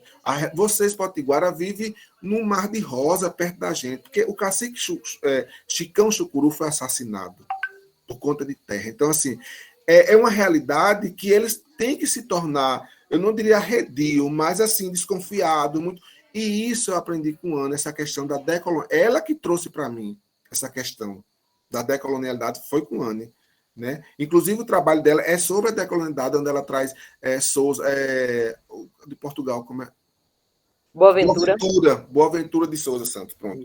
Então, assim, aí eu acho que essa invisibilidade é introjetada em nós desde a infância. É como se nós fôssemos, assim, pessoas inferiores.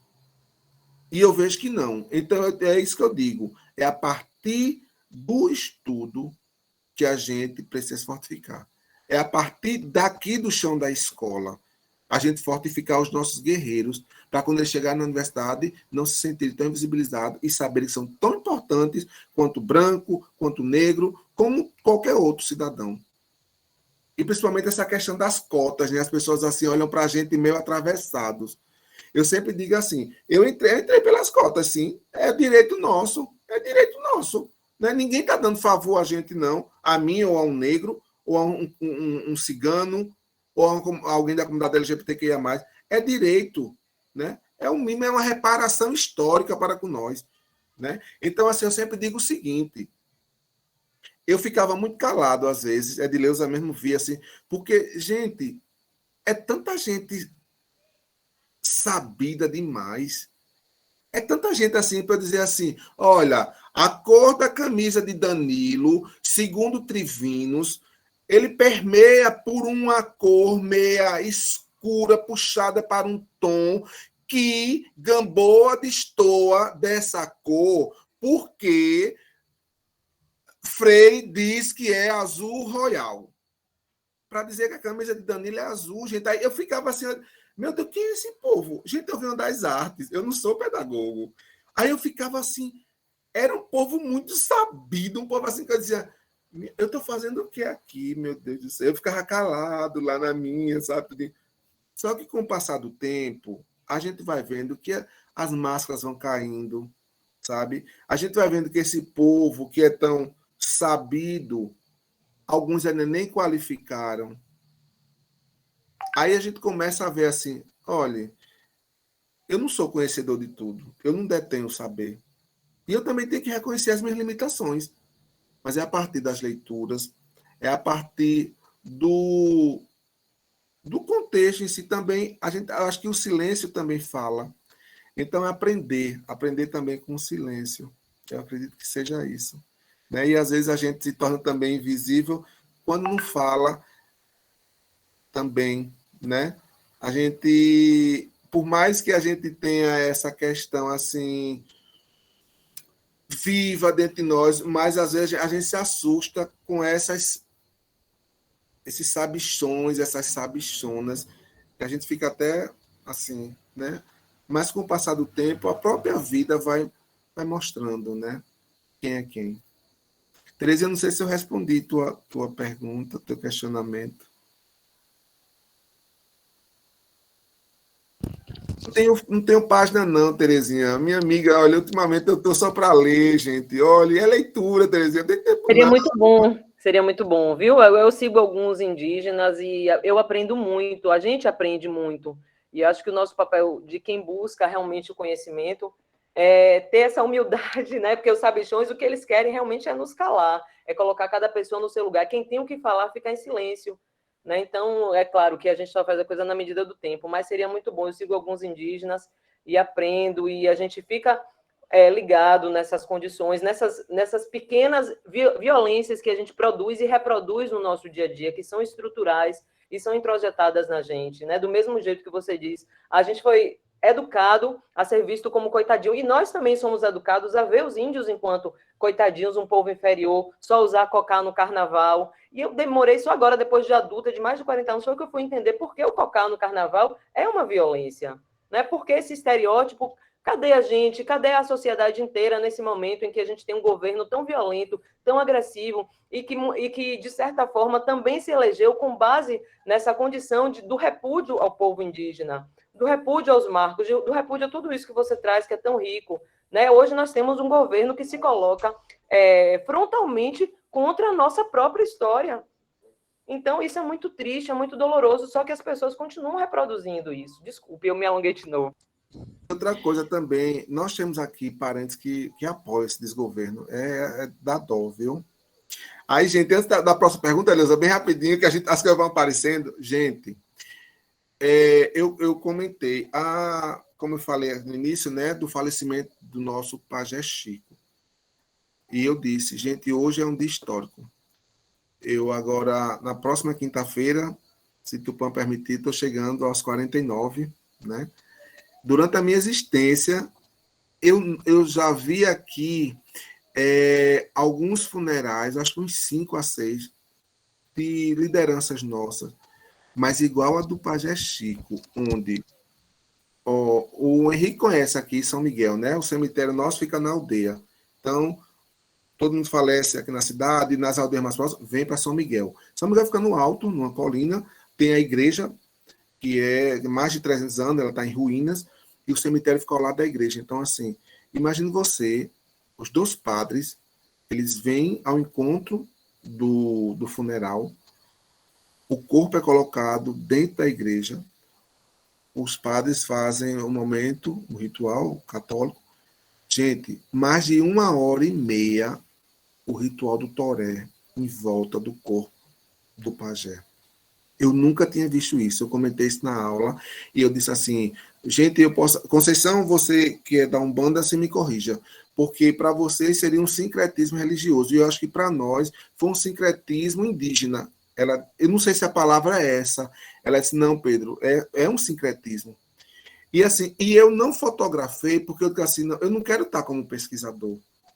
Eu quero estar enquanto povo. Então, eu não vou fotografar, eu quero guardar essa minha memória, que depois eu quero escrever. Eu quero escrever um artigo sobre isso aqui, porque eu fiquei... Gente, é como se a igreja, ela se redimisse, eu acho, do passado com os povos indígenas hoje. Como foi bonito esse momento. Ele foi sepultado, gente, quase 6h40 da tarde, às 16h40, às 18h40. Mas, assim, foi um momento muito, muito significativo e histórico para aqui, para o nosso povo.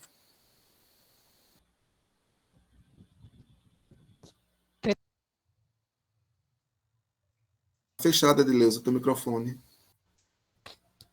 Terezinha, gratidão por tudo, né? Pela participação. Você tinha comentado comigo, Lobo, a respeito do funeral do pajé, né? E assim, é muito emocionante quando a gente te escuta. Eu acho que eu tinha conversado com você, acho que 2 dias depois, não é isso? E você compartilhou comigo essa informação.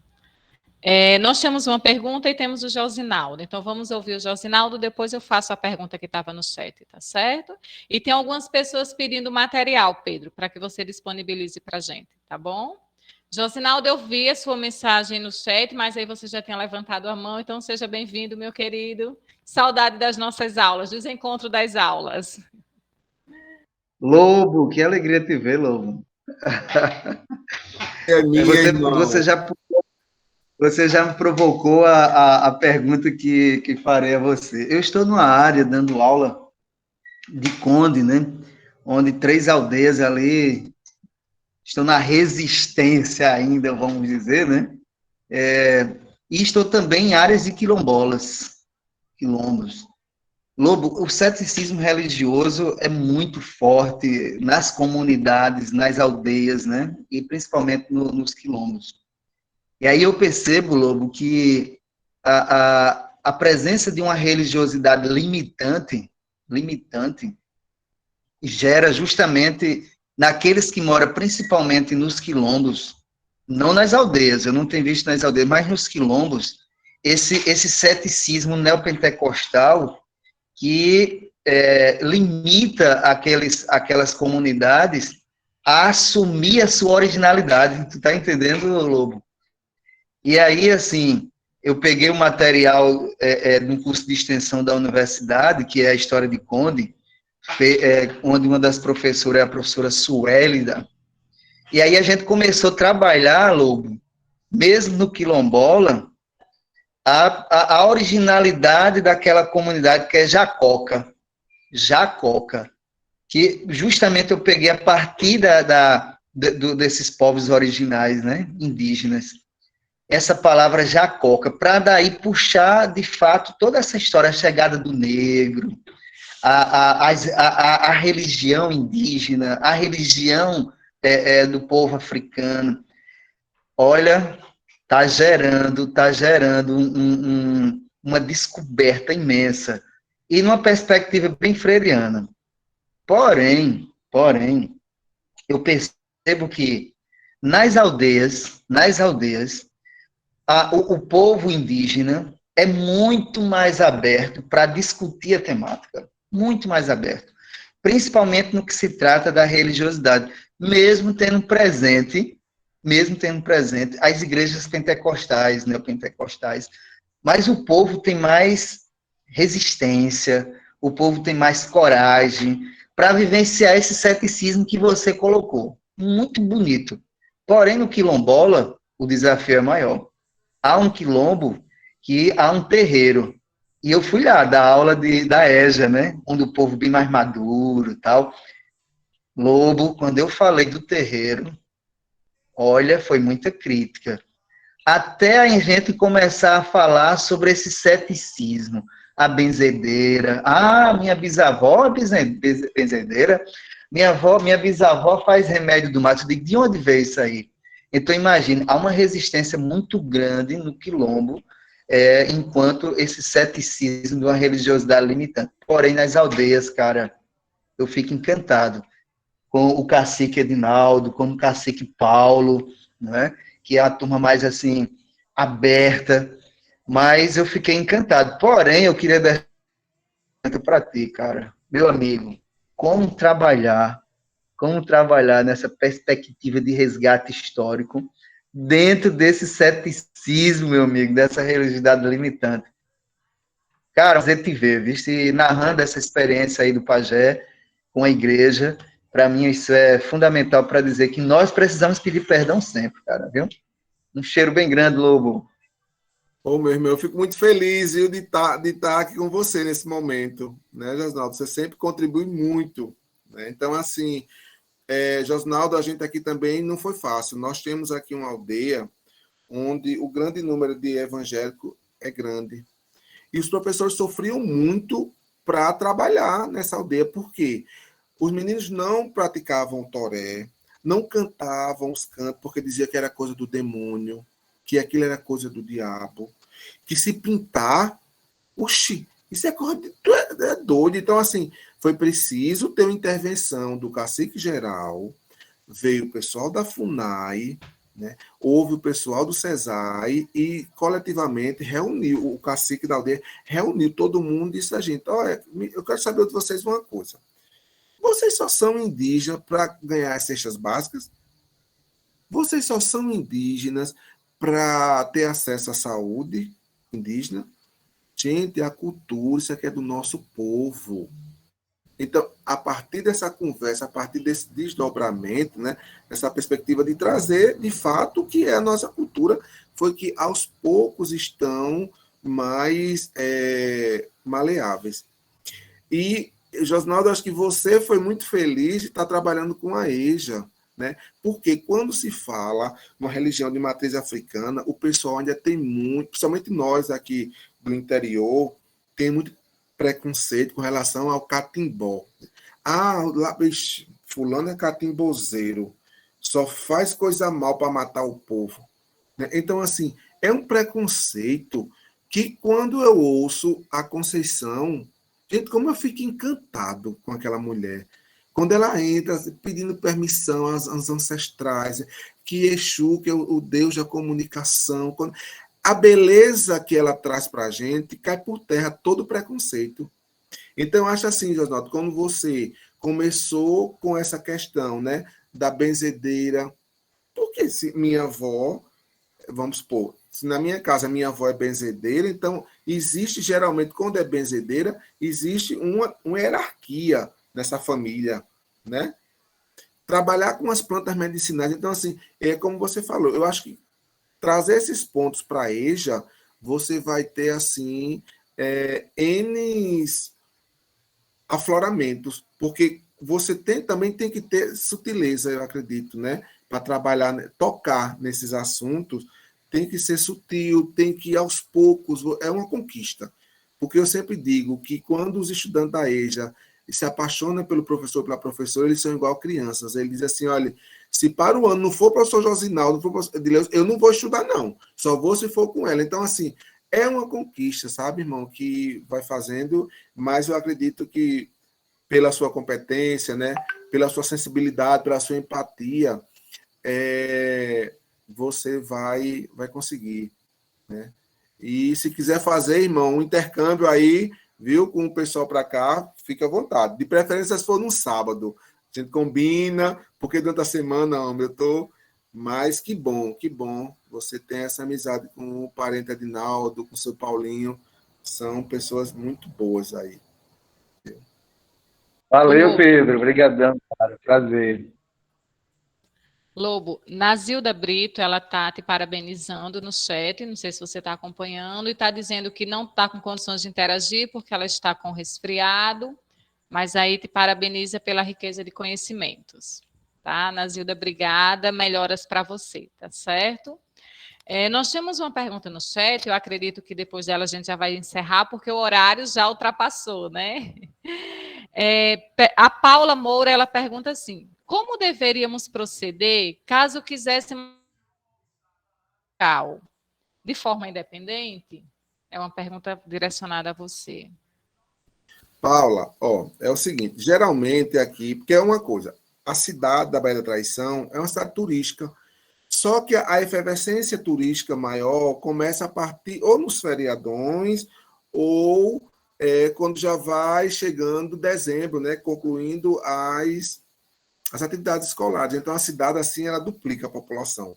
Então, se você vem para cá na época de veraneio, aqui tem pessoas que oferecem pacotes, que você pode alugar bugos e fazer. Mas quando se tem amigos, né, a gente vai e faz isso aí também. Tá certo? Então, é uma coisa bem...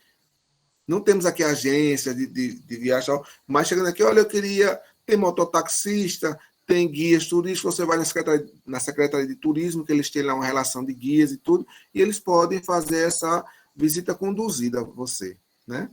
Mas, por exemplo, vem uma turma de professores, me conhece, não tem problema, vamos, gente, nós vamos para as aldeias estão abertas, né, para visitação e tudo, não tem problema, tá certo? A Paula ainda pergunta se precisa agendar para conhecer acho que os pontos turísticos, o município, a cidade. Paula, antes a FUNAI tinha muito isso, você tinha que mandar um ofício. É diferente quando você vem para o território para pesquisar e quando você vem com uma função de conhecer, de ter essa vivência. Então, não precisa agendar. Se você vem com esse intuito de visita, não. É diferente, se eu venho enquanto pesquisador, aí sim, tem que ter toda uma documentação da universidade, aqui, até isso eu também coloco aí nos meus anexos, né? Essas cartas de anuência, com o cacique geral, com a escola, com o cacique da aldeia, com a FUNAI, tudo. Então, assim, é diferente, né? Enquanto pesquisador, pesquisadora, e enquanto turista que quer ter uma imersão cultural. Paula, Obrigada. tu faz assim, ó, tu vem para a Baía da Traição, chega lá, pergunta quem é Pedro Lobo, aí quando encontrar Pedro, tu diz, eu estava no curso da UFPB, que você foi lá, tá? Aí conversa e pronto, já resolve o problema. Paula é de onde? Paula é de onde? Eu moro em Aracaju. Sergipe, Pedro. Isso, Sergipe. Mas não se preocupe, Paula, você não se perde, tá certo? Pedro se encontra e faz a demonstração de tudo que você precisa. Pessoal, mais alguém tem alguma pergunta, quer comentar, quer falar alguma coisa? Nós já excedemos o nosso horário, precisamos ficar por aqui. Mais alguém quer alguma pergunta? Danilo? Eu não tenho pergunta, estou encantado aqui. Queria agradecer. Acho que foi mais uma noite belíssima.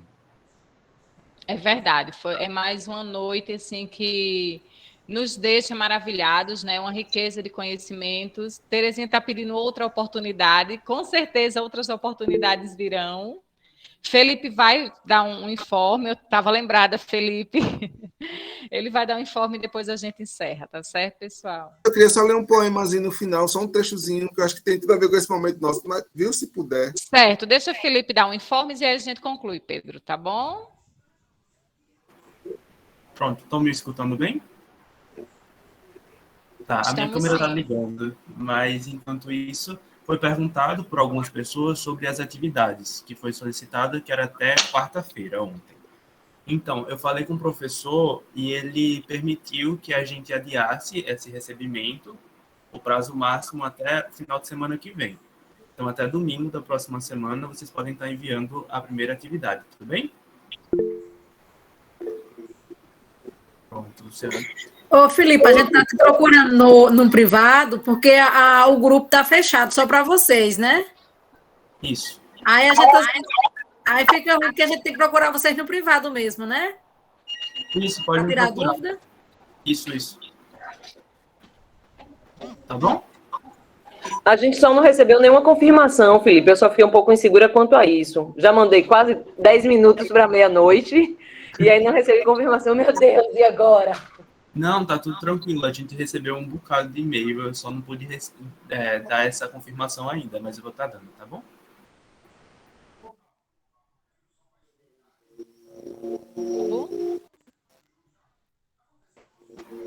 Paulinho, quer falar alguma coisa? Você me dá a oportunidade só para dizer para Pedro o quanto prova a minha ancestralidade. Eu tenho uma filha que é bezedeira, Pedro. De onde veio isso?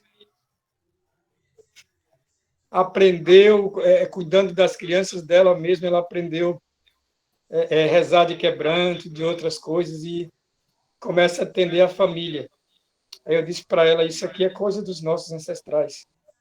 Não é? Verdade, seu Paulo. Está no inconsciente, está na alma da gente. Lobo, pode concluir com o poema que você pediu a oportunidade. Gente, eu queria só trazer esse...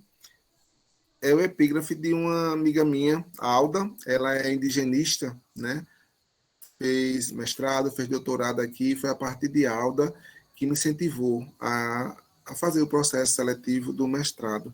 E eu acho que tem tudo a ver com esse curso, né? E na fala ela diz o seguinte: não precisamos ser indígena para defender os indígenas. Não precisamos ser negro para defender os negros. Não precisamos ser mulher para defender as mulheres. Não precisamos ser LGBTQIAP+, para defender as causas daqueles que sofrem diariamente preconceitos. Não precisamos ser pessoas com deficiência para defender o direito negado a esses coletivos. Não preciso ser morador de rua para defender uma política de moradia digna para aqueles que não têm casa para morar. E tantos outros sujeitos empobrecidos à margem da sociedade e invisibilizados dos direitos, como diria Paulo Freire, os esfarrapados do mundo. Precisamos apenas ser humano e, na condição de humanos, reconhecer que todos somos diferentes, culturalmente, socialmente e fisicamente, mas que possuímos os mesmos direitos, os quais precisam ser respeitados em sua plenitude, para que possamos, com dignidade, usufruir plenamente o direito a uma cidadania plena. Alda Silva. Aqui eu deixo minha gratidão, meu carinho. a todos vocês nessa noite. Melhor encerramento possível. Meu querido Pedro, muito obrigada. Gratidão por ter estado conosco. Aos presentes, muito obrigada. Até a próxima semana. Gente, a frequência, não esqueçam, tá certo? Felipe, muito obrigada pela parceria. E até a próxima, gente. Tchau. Prazer, hein, Pedro? Um grande abraço. Abraço a todos. Terezinha, eu vou mandar para a Edileuza, viu? Obrigada, Pedro. Material. Muito bom. Obrigada, gente. Tchau, beijo pessoal. no coração. Boa Tchau. noite. Boa noite. Alguém poderia enviar a frequência novamente, por favor? Felipe, tu pode fazer isso?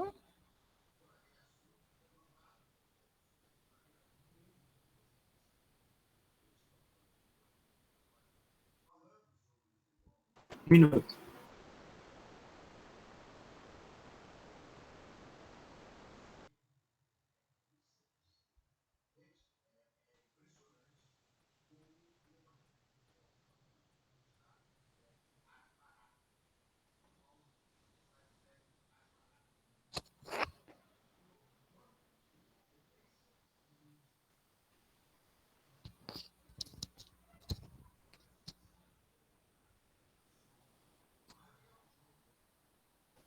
Felipe, eu posso pegar no seu privado depois. Pronto, fala comigo que eu envio, que meu computador travou. Tudo bem, tá bom. Boa noite, obrigada, viu? Tchau. Tchau, pessoal. Boa noite.